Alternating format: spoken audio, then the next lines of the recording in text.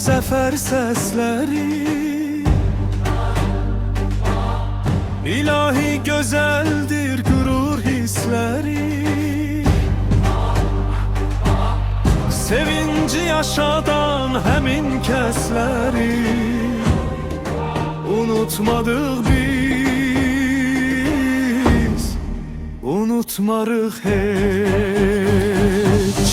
Ana vətənimə canım qurbandır, dağına daşına hər kəs heyrandır.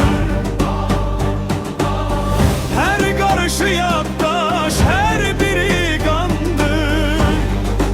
Unutmadıq biz, unutmarıq heç. Dağlarda dolanan Xudayar səsin, hər yerə yayılan o zümzüməsin, igidlərimizin zəfər cümləsin. Unutmadıq biz, unutmarıq heç. Vətənim sənindir hər zəfər günü, sənindir qalibin alın tər günü.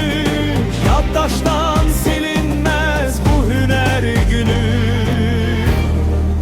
Unutmadıq biz,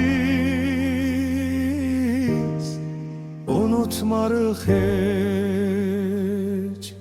Qarabağdan gəlir zəfər səsləri.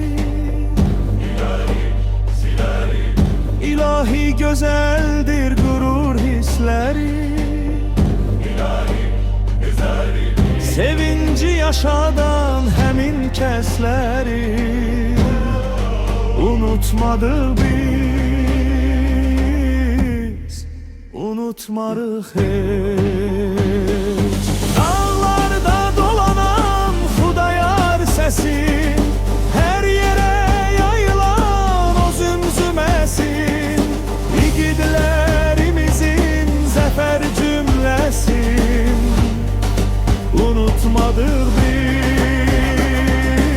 biz, unutmarıq heç.